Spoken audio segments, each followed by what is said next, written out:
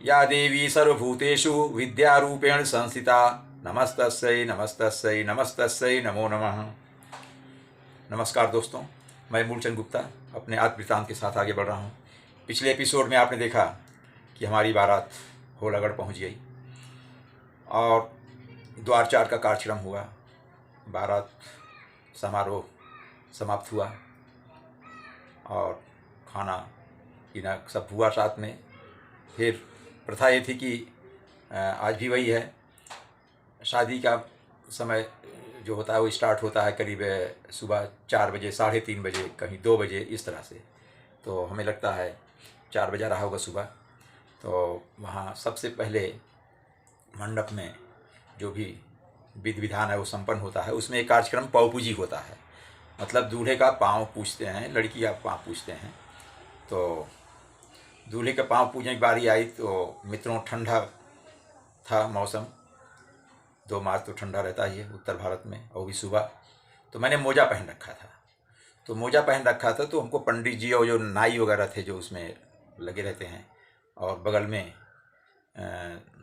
दुल्हन बैठाया था। तो उसके बाद कहा गया कि हमको बोले मोजा उतार दो बेटा। तो मैंने कहा मोजा नहीं उतारूंगा भाई। बोले क्यों? कह रहे ठंडी। अरे बोले पानी से भी सब पौपूजी करेंगे, पानी से आपका पैर छुएंगे, मोजा भीग जाएगा और ठंडा लगेगा। हम कहे नहीं, मोजा नहीं उतारूंगा। बोले अजीब बात है भाई, मोजा क्यों उतारूँ? हम कहे नहीं उतारेंगे। तो मोजा क्यों नहीं उतारा, उसका एक कारण है कि मैंने जब दुल्हन का पाँव देखा तो दुल्हन का पाँव गोरा चिट्ठा साफ सुथरा। अब मुझे मालूम है मेरा पाँव कैसा है।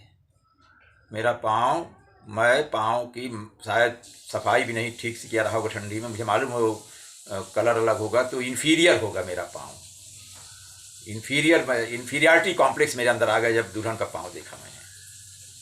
तो इसलिए मैं मन बना लिया मैं मोजा नहीं उतारूंगा, तो और गड़बड़ हो जाएगा। तो फिर पंडित जी समझ नहीं पाए, बोले ठीक है भाई। अब चूंकि हम बड़े थे ना, बच्चे थे नहीं, हमारी बात उनको मानना पड़ा। हम इस तरह से थोड़ा सा दबा कर बोलते थे ना, तो वो मान लिए, फिर कन्विंस हो गए। अच्छा ठीक है भाई, जाने दिन हमारा क्या जा रहा है। तो फिर वही पौपूजी किया, मैंने नहीं उतारा। और उसके बाद सब कुछ कार्यक्रम हो गया। फिर और जितना भी फंक्शन होता है, फिर रात भर सुबह क्या होता था, एक और बात होती है। उस समय का फंक्शन क्या, एक प्रथा थी कलेवा खिलाना। कलेवा मतलब जो रात का खाना बचा है सुबह बच्चे खाते थे। बारात में जो बच्चे आते हैं 20, 25, 30 जो भी रहे होंगे, तो हम लोग करीब 200-250 बाराती थे कुल, उसमें 20-25 चलो बच्चे रहे होंगे। तो बच्चे उसमें कुछ बड़े भी बैठ जाते हैं। असल में जो बारात से सोचता सवेरे हम चले जाएँ तो वो भी उसी में बैठ जाता है, चलो खा कर जाएँ, तो वो भी बैठ जाते थे। 50-60 लोग बैठ गए। जो भागने वाले थे वो भी, क्योंकि नाश्ता तो थोड़ा बाद में होता, कलेवा होता था करीब 8 बजे ही, नाश्ता तो करते करते 10 बज जाता था, चाय वो चलती रहती थी। और तो उसमें कलेवा के लिए बुलाया गया हमको। तो बुलाया गया तो मैंने कहा अरे भाई कलेवा नहीं खाएंगे, वो बच्चों के ले जाओ। बोले नहीं, आपका तो फर्ज है, आपको चलना पड़ेगा, ये तो शुभ है, कलेवा में तो दूल्हा रहेगा ही और आपके साथ बच्चे रहेंगे। तो बुलाने वाले कौन थे? भगवान दास, वही जो चाबी घुमाए थे, पिछले एपिसोड मैंने बताया था, शादी का संदेह की स्थिति पैदा कर दी थी। तो वही नहीं, चलिए चलिए चलिए। तो हमने कहा अच्छा चलो भाई। आए तो आए, लाइन सब नीचे बैठ गए।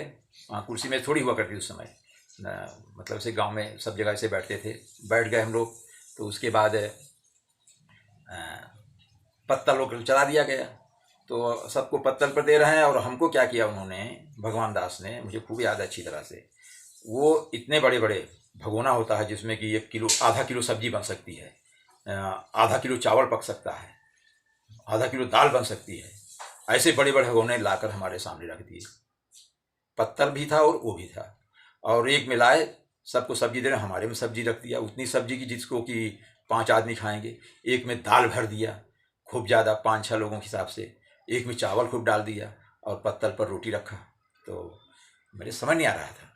तो सब दे रहे हैं तो हमको बोलते हैं खाइए खाइए। तो खाएँ? बोले हम के कहाँ? बोले दिया तो है, खाइए ना। हम के इसमें? बोले हाँ, और कहाँ? आप खाओगे तभी सब खाएंगे। तो भगवान दास तुम पहचानते थे क्योंकि हमारे जीजा के भाई थे। तो मुझे समझ नहीं आया, मुझे बुरा लग गया फिर बात, मैं इसको टॉलरेट नहीं कर पाया। हमने कहा मैं खाऊं? बोले हाँ। कि मजाक कर रहे? बोले नहीं भाई, आपको सीरियसली बोल रहे हैं। मैं फिर खड़ा हो गया। तो जूता तो पीछे उतारा था मैंने, वो जूता मैंने पहन लिया। बोले क्या कर रहे हैं? हम के बस जूता पहन रहे हैं। पहन करके उस भगोने को लात से यूं मारा, जोर से, इतने जोर से मारा, इतनी ताकत थी क्रोध में मैंने। वो भगोना का सब्जी दाल और सब जितने लोग बैठे कलेवा खा रहे सबके कपड़े पर छींटा मारते हुए लुढ़कता हुआ दूर चला गया। अब बड़ा बोले, अरे भाई क्या हो गया, हमको जानवर समझते हो क्या हैं? इतने बड़े बड़े बर्तन में खाना दिए, अरे पत्तल पड़ा देते थोड़ा थोड़ा जैसे सबको दिया, हमको जानवर समझते, हमारी बेइज्जती कर रहे हो। गुस्सा हो गया मैं। फिर धीरे धीरे शांत हुआ। फिर बाद में कटोरी वटोरी लाए, फिर कटोरी में चम्मच थाली लाए हमारे लिए, कटोरी में चम्मच थाली में सब लिए।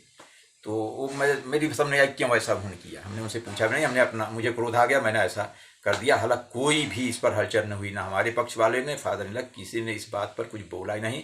भगवान दास को उन्होंने अकेले में कुछ बोला, वो दैट आई डोंट नो। तो ये रहा हमारे विवाह में एक ये जो मेरा रोल हो गया। अब उस समय के हिसाब से मैंने किया, तो आज जो मैं सोचता हूँ नहीं करना चाहिए था, ठीक है, लेकिन उन्होंने जैसा किया वो रिएक्शन तो मेरे अंदर आ गया।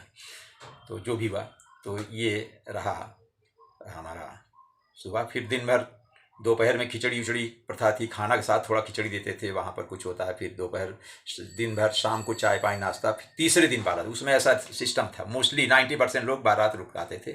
तो आज गए तो कल दिन भर रहेंगे, परसों विदाई। तो तीसरे दिन सवेरे विदाई हुई, तो मिसेस को, मतलब दुल्हन को डोली में लेकर गए लोग, और हम लोग अकेले गए। देखिए ज़माना क्या था, इतना भरोसा रखते थे, घटनाएं होती थी कहीं, लेकिन देखो वो मुशाहरा तो सीधा सीधा जा रहा, मालूम नहीं, मुझे ध्यान नहीं, कोई उनके साथ है नहीं, वो चार रहते हैं, वो अपना सीधे सीधे घर पहुंच गए वहाँ पर। ये इस तरह से हमारा शादी के बारे में मैंने आपको एक वृत्तांत प्रस्तुत किया।